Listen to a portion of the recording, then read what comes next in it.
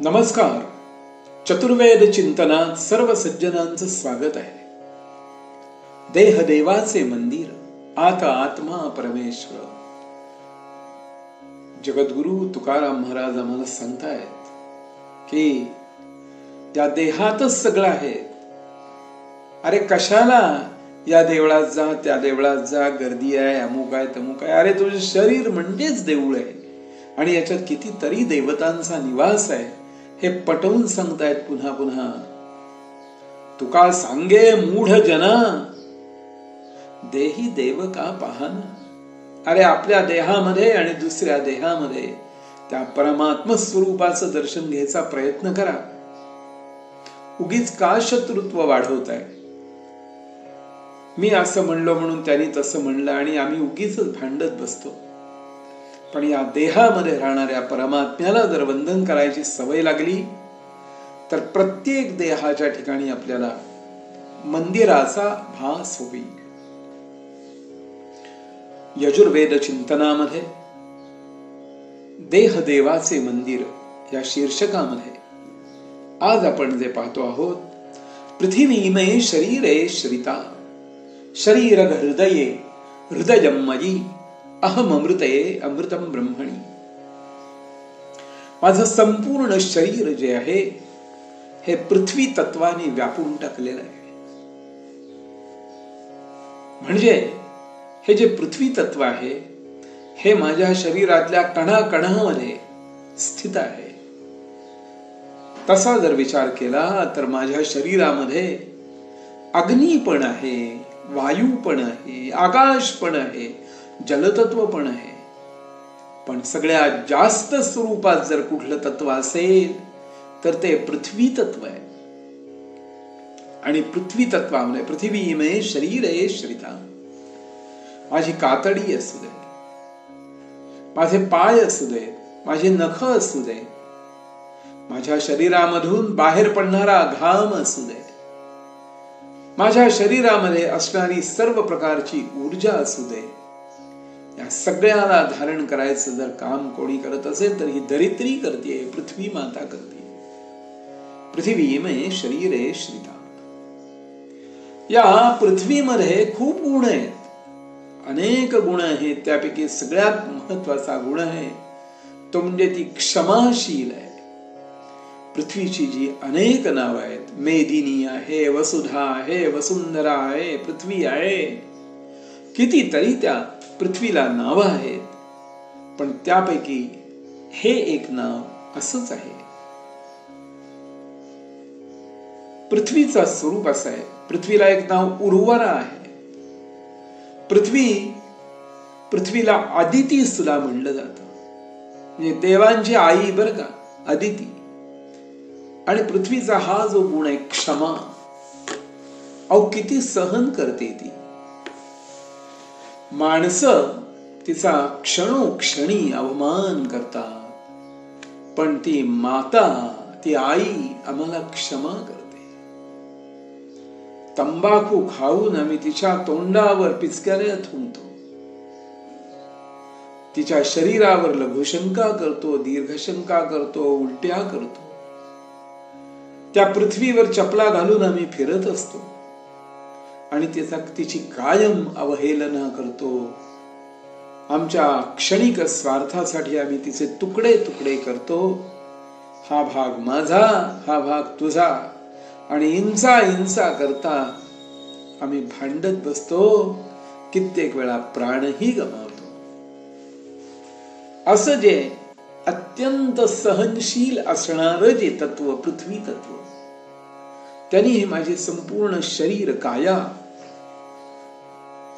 या शरीराला पूर्ण आवृत केलेलं आहे. पृथ्वीचे हे गुण नकोत का घ्यायला? पृथ्वी क्षमावती आहे, ती क्षमाच करते. हे गुण घ्यावे.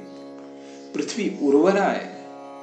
तिच्यामध्ये पेरलेलं जे धान्य आहे, आम्ही एक धान्य पेरतो, ती आम्हाला 100 पटीने परत देते. इतका मोठा व्याजदर कुणाचाच नाहीये. पृथ्वी जे धान्य पेरलं ते 4 महिन्यामध्ये एकाचे 100 झाले, 50 झाले. म्हणजे ही उर्वरा असणारी पृथ्वी आहे, ही सतत देत राहणारी आहे. बँकेमध्ये गेला तर दर साल दर शेकडा 6%च मिळेल. पूर्वी 10%, 12% असे मिळत होतं व्याज. आता नाही, आता 6%वर आलंय. पुढे घसरत घसरत आणखीन कुठपर्यंत जाईल माहिती नाही. पण पृथ्वीमध्ये हा गुण असा आहे की आज पेरलेली गोष्ट आहे, 4 महिन्यात तुमच्या हातात धान्य येतं आणि तुमचं पोट भरतं. पृथ्वीचे हे अनेक गुण आहेत, त्यापैकी हा एक आहे. आणि पृथ्वी तत्वामध्ये शुभ अशुभ असा भाग निर्माण होतो. म्हणजे स्मशानामध्ये गेल्यानंतर तिथं स्मशान वैराग्य निर्माण होतं. मंदिरामध्ये गेल्यानंतर आम्हाला वेगळी अनुभूती येते आणि हॉस्पिटलमध्ये गेल्यानंतर आम्हाला वेगळी अनुभूती येते.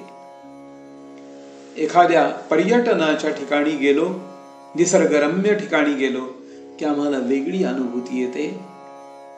आणि रणभूमीवर गेलो किंवा एखाद्या ओसाड जागी गेलो तर वेगळी आम्हाला अनुभूती येते. पण या सगळ्या रंगांचं एकमेव ठिकाण, उगमस्थान जर कोणचं असेल तर ती म्हणजे पृथ्वी आहे. या पृथ्वीची कृपा आमच्यावर राहिली तर आमचं शरीर आहे हे टिकणार आहे, ताब्यात राहणार आहे. आणि जर पृथ्वीची कृपा नसेल तर माणूस भरकटच जाईल. त्याला कोणत्याही व्याधी होती आणि एकदा व्याधींची सवय झाली की माणूस औषधामध्ये परस्वाधीन होऊन जातो. म्हणून पृथ्वीचे गुण लक्षात घ्या. या पृथ्वीवर थोर थोर मंडळी होऊन गेलेली आहेत. अनेक ऋषींनी या पृथ्वीवर जन्म घेतलेला आहे. अनेक मोठ्या मोठ्या राजे लोकांनी या पृथ्वीवर जन्म घेतलेला आहे. अनेक अवतार जे झालेले आहेत या पृथ्वी तत्वावर झाले. म्हणून पृथ्वीला फार महत्व त्यामुळे, या एकाच पृथ्वीवर एका भागात बर्फ पडत असेल तर दुसरा भाग पूर्णपणे गरम असतो. म्हणून ही जी सगळी रचना आहे, समूरचना, ही पृथ्वी तत्वाशी जोडलेली आहे. पृथ्वी में शरीरे श्रिता शरीरग हृदये हृदयम मयी अहम अमृते अमृतम ब्रह्मणी. हे पृथ्वी तत्व सुद्धा जोडलंय कुणाला तर ते हृदयाला जोडलंय. अहम अमृते अमृतम ब्रह्मणी. मग हृदयाला जोडलेलं हे जे पृथ्वी तत्व आहे याचा संबंध या अमृताशी, या हृदयाशी कसा येतोय तर पंचमहाभूतांपैकी सूर्य तत्व, तेज तत्व जे आहे तो म्हणजे आपला सूर्यनारायण आहे. आणि या सूर्यनारायण भोवती आमची पृथ्वी जी आहे ही फिरत असते. त्या पृथ्वीचा पती म्हणजे सूर्य आहे आणि ती त्याला प्रदक्षिणा करायला तिला 1 वर्ष लागतं.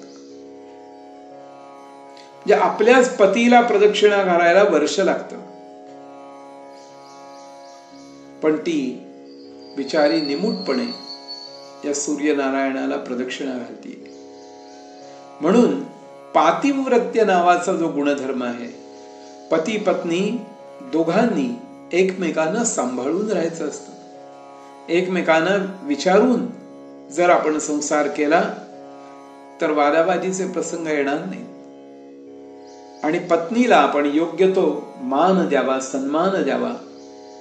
तुम्ही जो द्याल ना त्याच्या 100 पट मान ती तुम्हाला देईल.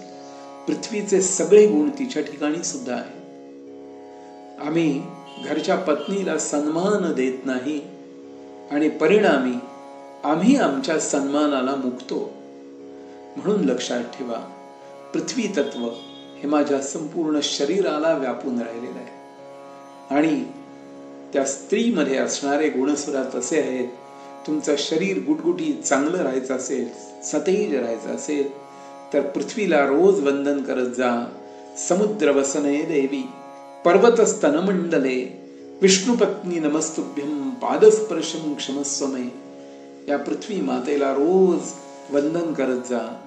घरातल्या स्त्रीला भरपूर सन्मान द्या, म्हणजे आपोआपच तुम्हाला सगळीकडे जगन्मान्यता प्राप्त होईल आणि आपलं शरीर उत्तम राहील. पृथ्वी ही गंधवती आहे, पृथ्वीमुळे सुगंध मिळतो, म्हणून शरीर सुद्धा सुगंधित राहावं.